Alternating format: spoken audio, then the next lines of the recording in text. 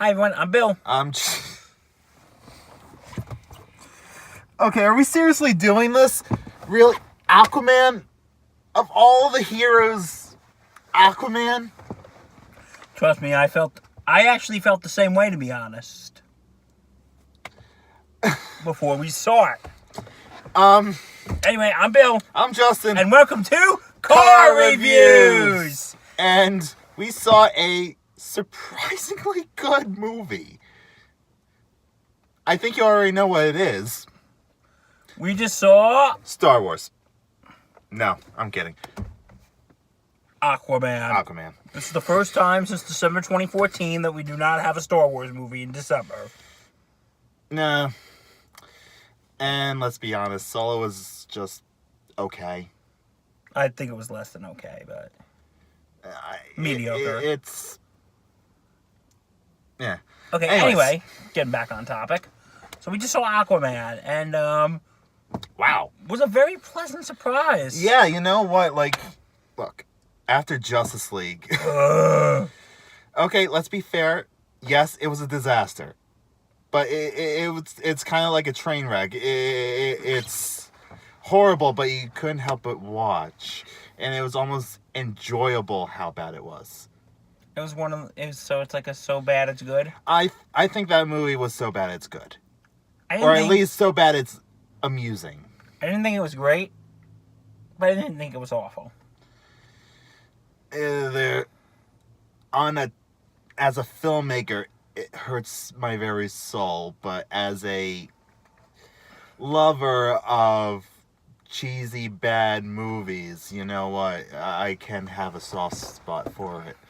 Anyways, we're getting off topic. We're here to talk about Aquaman, and this was directed by James Wan. James Wan being one of the biggest horror directors working right now. And it shows. It kind of shows in this movie a little bit. Like, there's some elements in this movie that you can tell, okay, this guy came from horror.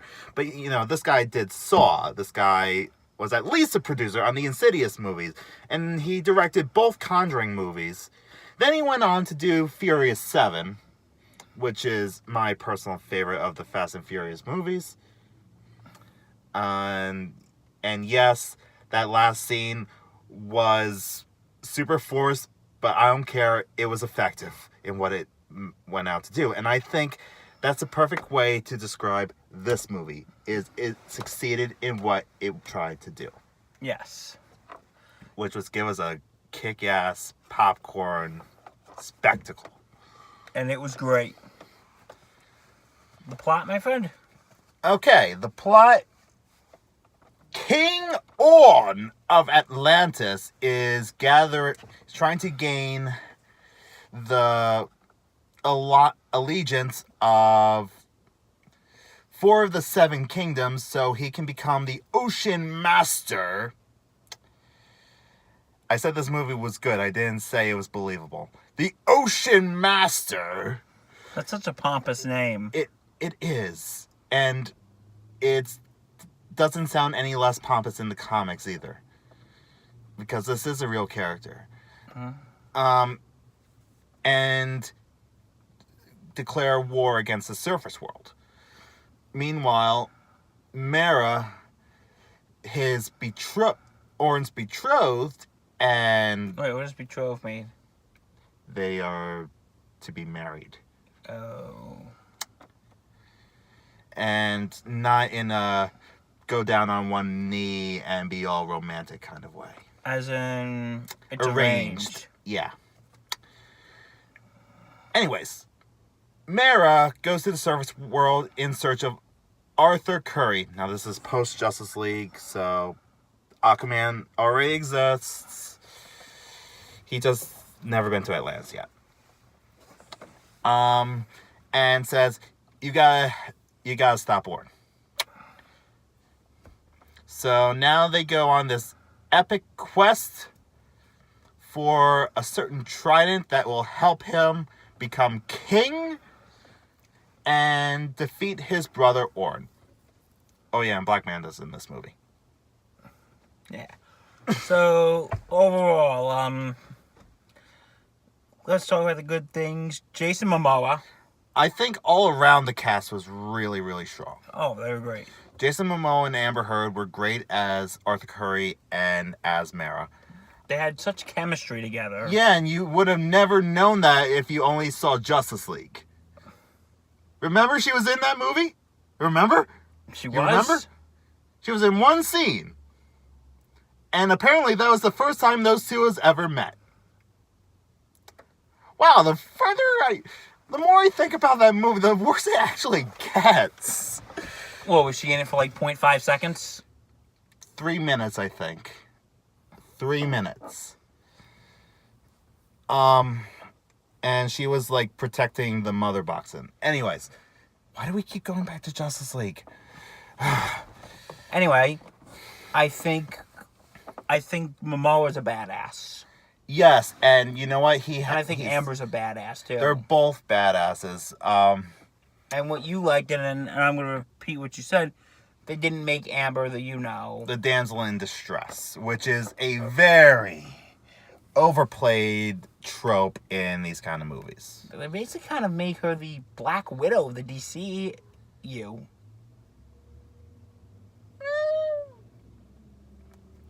I mean, okay, now you have me thinking. And when I think, I ponder. And when you ponder, I don't know if I would call her Black Widow. I think if I had to make a comparison, it would be Okoye from Black Panther. In fact, there were a couple. In fact, when I first saw the trailer for this, I thought this is probably going to rip off a lot from Black Panther. yeah. And elements, maybe, but it is trying to be its own movie. And Was this in the comic? I never read Aquaman. Oh, I remember seeing the cartoon when I was like a kid. The Super Friends. Oh, God, don't even, no, just, no, like, erase that from your mind. Just erase it. Okay, it's erased. Because that show is the reason why Aquaman has such a bad reputation, because he was so useless in that show. It's always him being like, I can't find any fish around here. And you know what? Like, yes, the ability to talk to fish does sound silly. But it works. It kind of works in this movie. And they don't play it off as corny. No, they don't play it off as corny. In fact, they play it off as a unique characteristic to Arthur, because no Atlantean has this power either. And you know what? Like, if it wasn't for this power, well, I'm not going to spoil it, but the power does come in really, really handy. Yeah. And it's actually pretty cool. What I also liked about Aquaman is that they didn't make him this, I'm so great. They made him sort of doubtful of himself. Really so. He gets his ass whooped so much in this movie. Like, he's the one who says, oh, you ready for an ass whooping? And then he gets his ass whooped. It's... He's like that scrawny guy at the bar who's obviously had too many drinks and is trying to fight, I don't know, Liam Neeson or something. Oh, you know who would win in that fight. Yeah. So... Anyways, Willem Dafoe's also in this movie as Volko. Yeah, his name is. And he's sort of like the right-hand man. He's a really enjoyable character. Nicole Kidman is the mother. I can't remember the mother's name. I'm sorry. Atlanta, I think her name is. I'm sorry. I never read Aquaman. I've only seen the animated adaptations of Aquaman, and most recently that includes either Justice League, the animated show, and Batman Braver Than Bold. And I love that version of Aquaman from Brave and the Bold because it's just so fun. Anyways, getting off topic again. God, we're getting off topic a lot in this review. You also and Patrick Wilson plays Orn. And he does a good job. Yes, does a very good job in the role. Now, I will say this. Apart from Orn does a lot of what I call villaining. Okay. Now, villaining is basically when a villain just stands there plotting his evil plans. Sitting there twisting his evil mustache. Yeah. Well, maybe not as cheesy, but he does do a lot of, like, standing around and, you know. Hey, I do that sometimes. Whereas someone like, I'm gonna use... I can't use Thanos because it was only until Infinity War that he was always just villaining. Probably Killmonger. Yeah. I was thinking that too, but he actually does do... He does a little bit, but, you know, it's not until, like, after the spoiler alert, where he defeats T'Challa in... the fight. Yeah, in combat. But anyway, yeah, he does sit around and, like, what? He's like, oh, go capture Aquaman and Mera. Oh, we need to go to the kingdoms. You know, it's a lot of plotting, and he's only really in action 3 times in this movie. Really? I think so. And look, yeah, it's like most of this movie is about the journey. And this is a really fun journey. It is. And if I had to make a comparison, this is probably, I think this is probably James Wan trying to do a Greek epic. Like Homer. Because a lot of people were complaining about this movie, about how it might be a little bloated, how there's a lot of plot, a lot of exposition, a lot of, you know, that kind of stuff. And yes, there's a lot of exposition in it. I think I followed it okay. Did you follow? I was a little lost sometimes. Okay. So maybe there is a little much exposition, but this is a big... This is a big film. It's a big film, and they give you all the information. Yeah. I don't think they let you process it that fast. It doesn't give you a moment to breathe. Yeah, it kind of has the Mad Max pacing a little. Well, Mad Max might be a little faster paced, but you know, the movie goes pretty fast. Yeah, I just want to say a couple other things. The visuals were absolutely amazing. Oh my god, this is probably the best looking DC film yet. It is. It's like down under. Atlantis looks amazing. Like, one of the reasons why I thought this was going to be borrow a lot from Black Panther is the reveal of Atlantis. Yeah. And it is comparative to the reveal of Wakanda in Black Panther. You know, it's a little. But it is stunning. And it's creative. There is an octopus playing the drums in this. Now, that happened. There are freaking sharks with freaking laser beams attached to their freaking heads.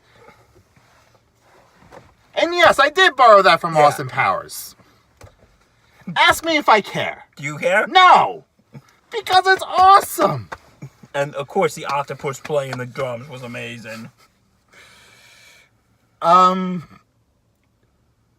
yeah, this was James Wan trying to do a Greek epic, and he succeeded. I think he did the best job anyone could have really done with this material, especially as a semi-origin film.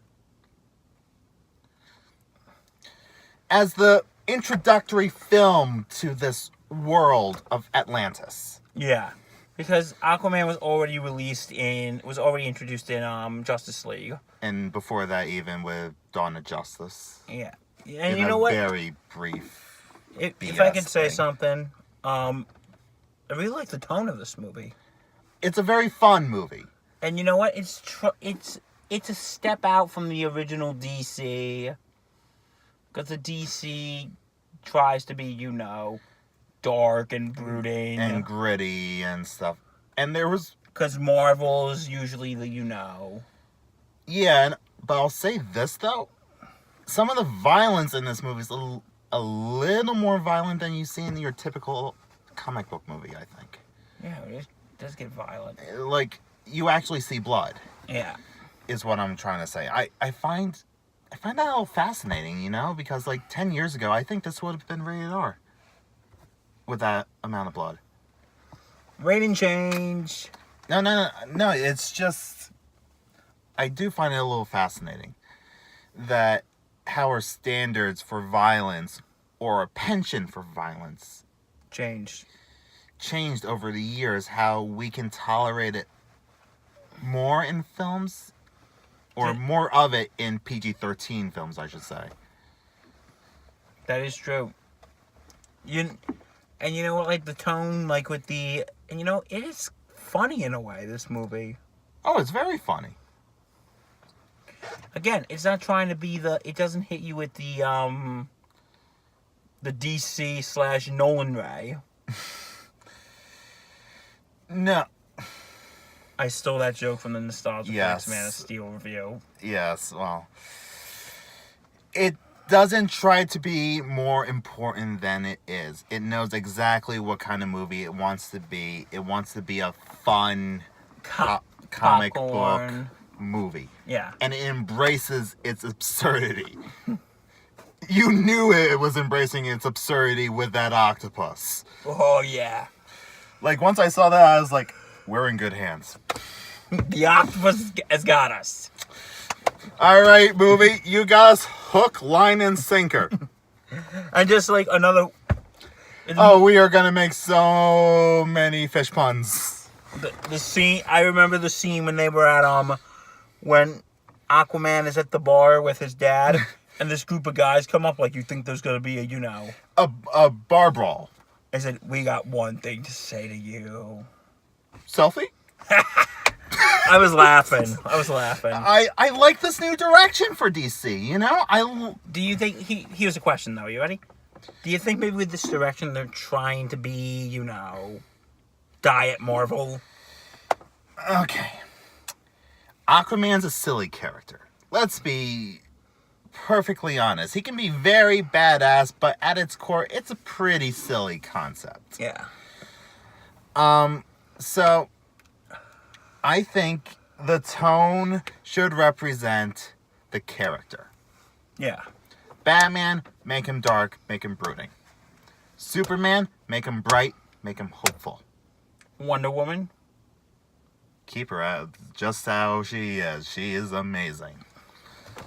I think I would put this and Wonder Woman as probably DC's two best right now. Yes, absolutely.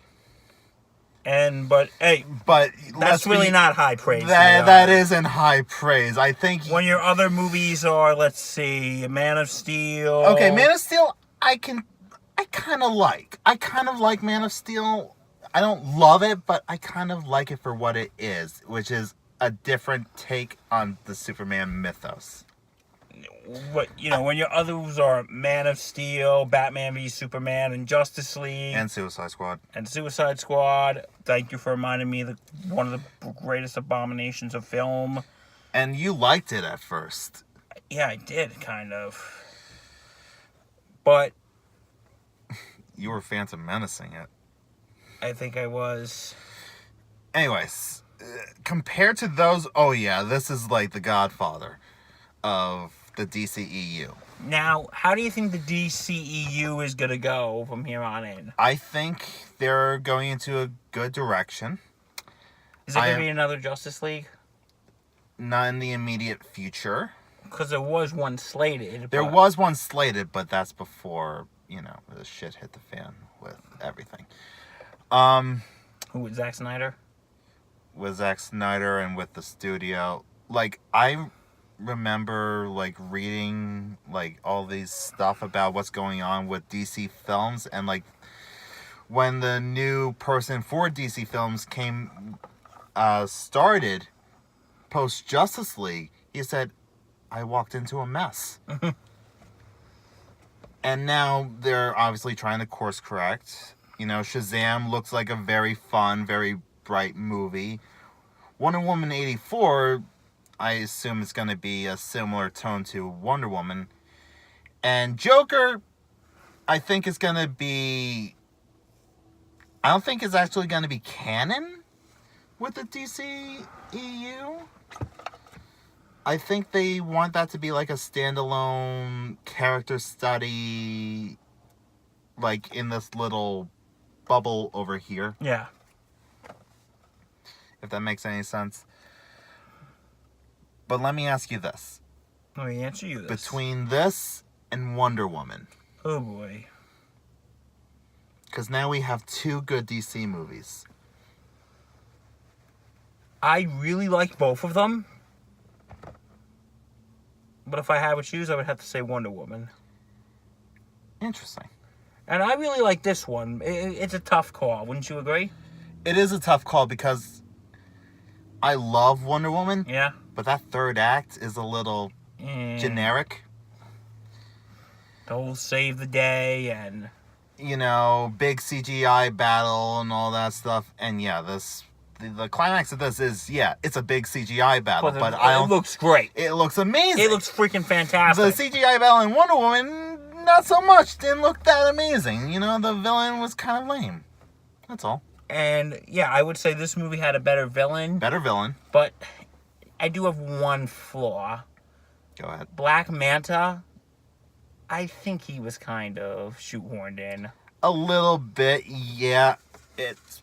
Like, I actually forgot about him for a long time. I didn't, because I knew they were going to bring him back, but from the reviews I heard, he's cool for the one scene he's in. But yeah, I do agree, he was kind of like... He's kind of like the Ulysses Claw of this movie. Bringing back the Black Panther reference. Yeah.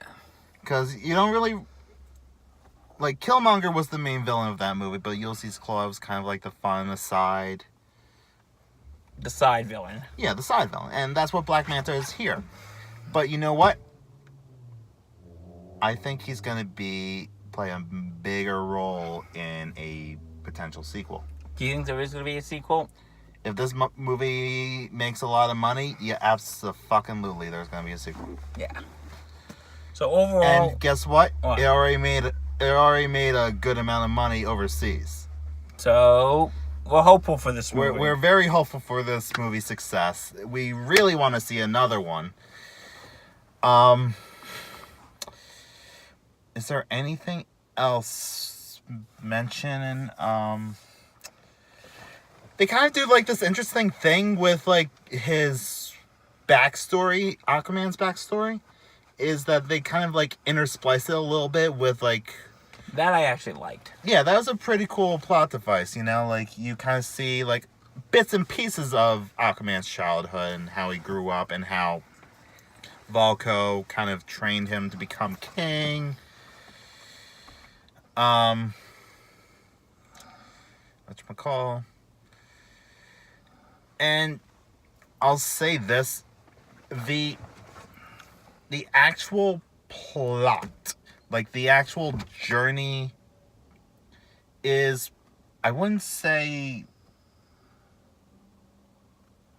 it's a little predictable, but not overtly. It's not extremely predictable. It's not extremely predictable, but it's they've done this kind of stuff before. You gotta stop this guy, so you gotta go get the MacGuffin.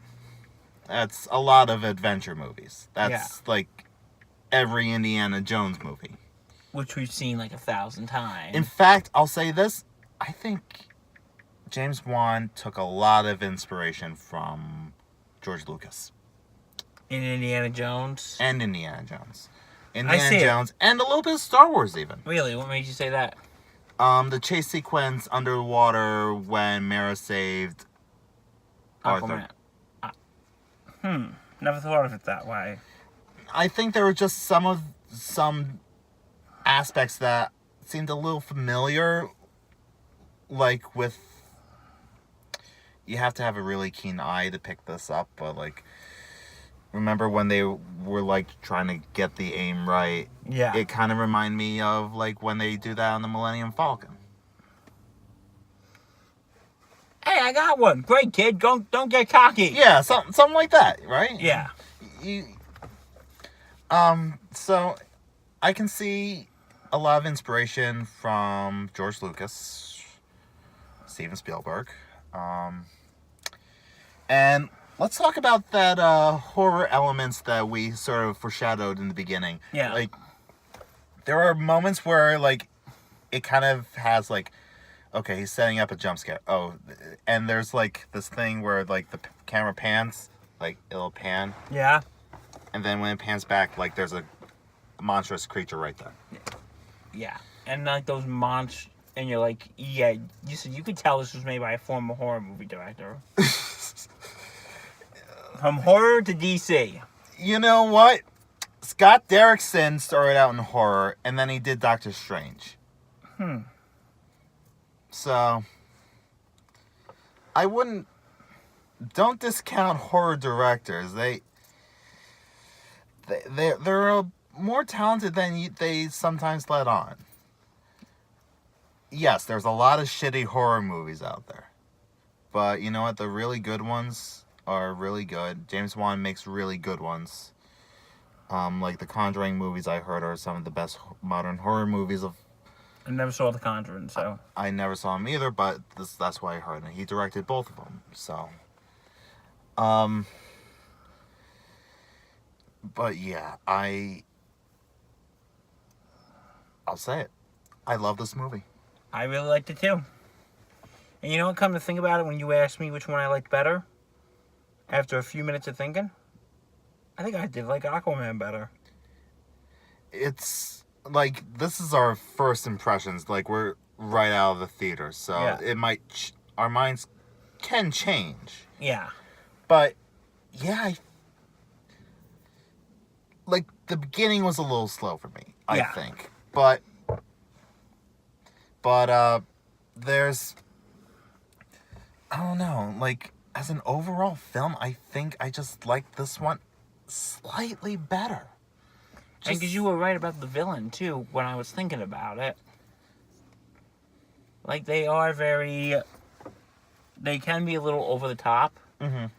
Compared to, what's his name? Ares? Ares, yeah. Who's kind of bland. Yeah, which is stupid because it's the freaking god of war. You could go, like, all the way with him. Like, I love David Thewlis, but... who played Ares, but... he could have, like, changed into a different actor or something like that. Like, make him, like... I don't know.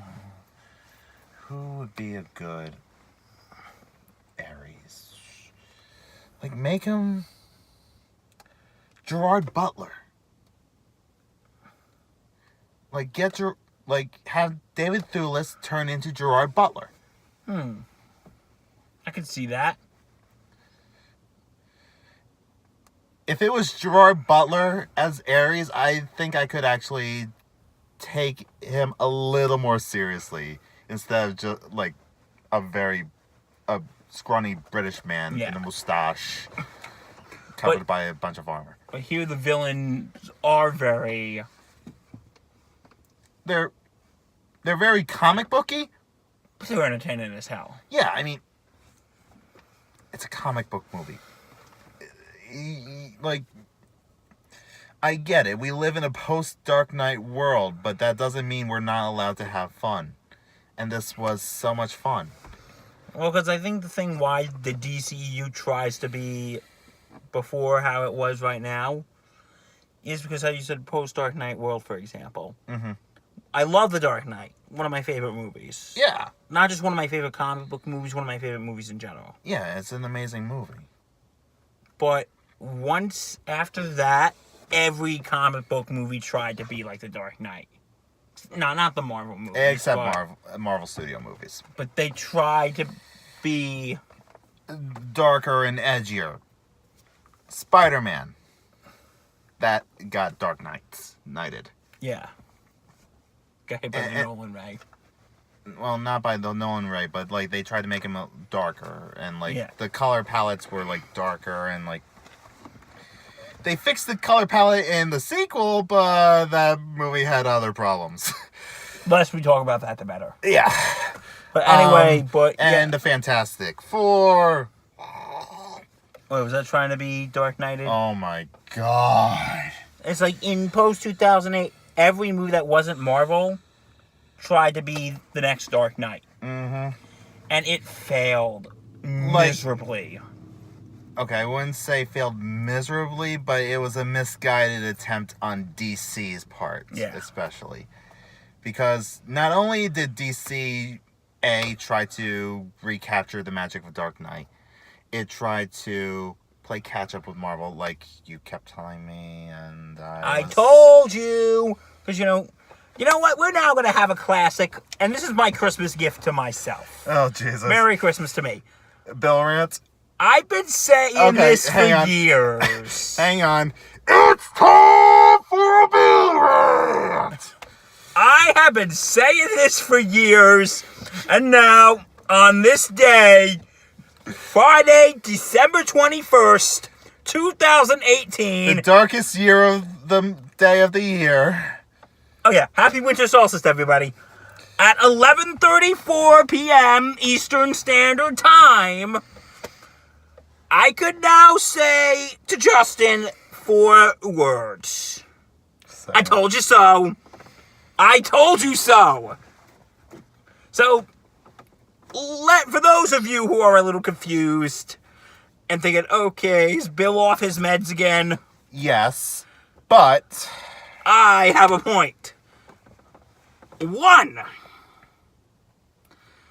About when Justice League was about to be released, I was not having high hopes for that movie. I was slightly more optimistic than you. Because I was saying the reason why Justice League wouldn't be as good as, say, the Marvel movies is because Marvel, with the Avengers, they gave everyone their own movie. Iron Man, Captain America, Hulk, Thor, and so on and so forth. And they built it up. While in, Justice League. In Justice League, they just threw everybody together and kind of rushed through it. So, hey, let's play catch up to Marvel. And Justin said, when we were walking out of this movie, and I quote, You said, and I quote, that DC should have given everyone their own solo movie first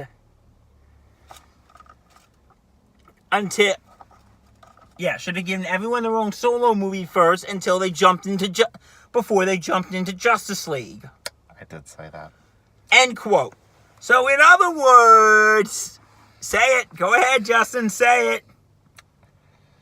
You were right. I was right. Let this show for the record, Friday, December 21st, 2018, at 11:36 p.m., I was right. Please purchase your Bill Was Right shirt online. It'll make a wonderful gift for your friends and family this holiday season. Done? I'm sorry, I had to gloat a little bit. But, going off that point, they should have just given everyone DC should have given everyone their own solo movie. But I will say this, though. What? If DC did that with the direction they were going after Man of Steel, it might have still been kind of a disaster. How so?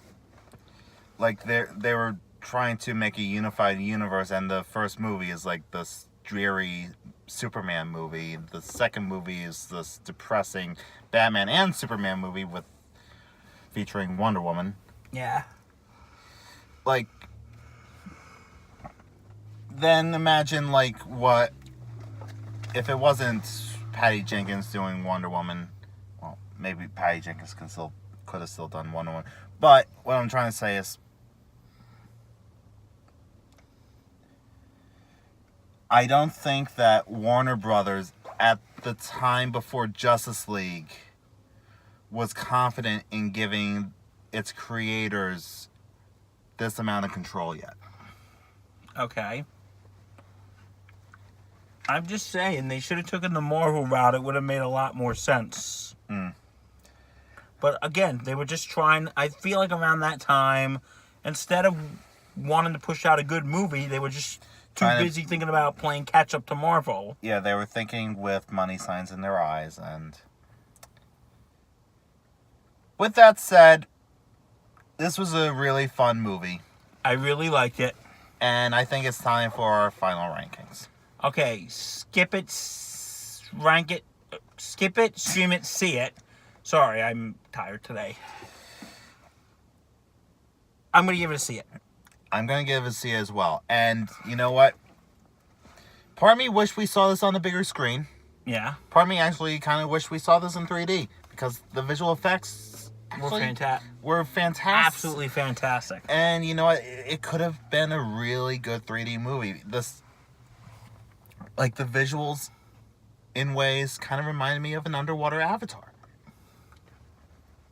Yeah. So, wait, what do you mean like a bigger screen? Like going to the other theater we go to? Or No, like IMAX? IMAX. Oh, this would have looked amazing in IMAX. But, sadly, that IMAX is in a mall, a big one, and it's like 4 days before Christmas, and... well, there's also an IMAX theater in Danbury. Again, is that in the... No, not in the Danbury Mall. Okay.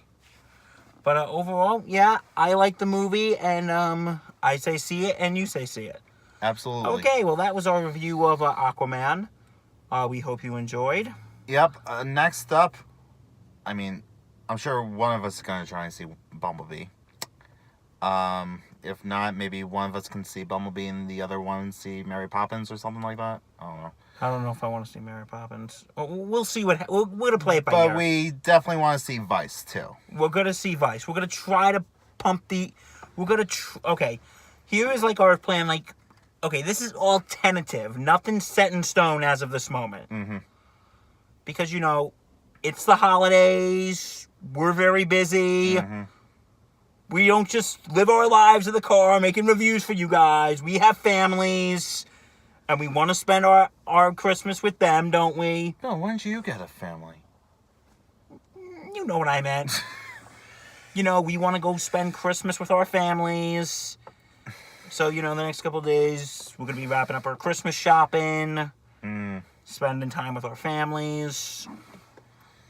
And and next week, we want to try to give you our film retrospective. Yeah, and I think we now know how to do it. We're not gonna do it from like a laptop or anything. We're gonna do it from the phone because we know how to do it from the phone. Okay.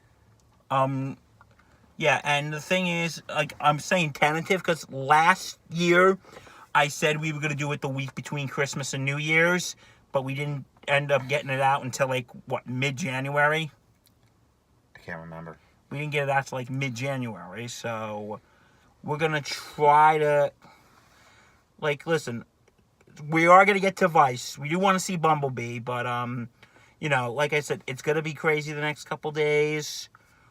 We got to see what's going on. Mm-hmm. We'll do our best. Yeah.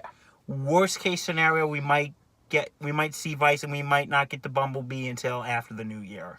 Or maybe just one of us sees Bumblebee and puts out a review. Which is an option. We'll see what happens. What I'm telling you right now is we're playing it by ear. Yes. Or we might both go see Bumblebee. Again, everything's up in the air right now. All right, well, we hope you enjoyed our review. From all of us to you, we wish you a very Merry Christmas. Or Happy Holidays. Feliz Navidad, Buenos Natales, Joy Ex Noel. And a, should I say Happy New Year? Because we're going to get a review out before the New Year. Yeah, we'll get a review out in the New Year, so, we're not going to say Happy New Year yet, so we'll save that for the next time. Okay, bye guys.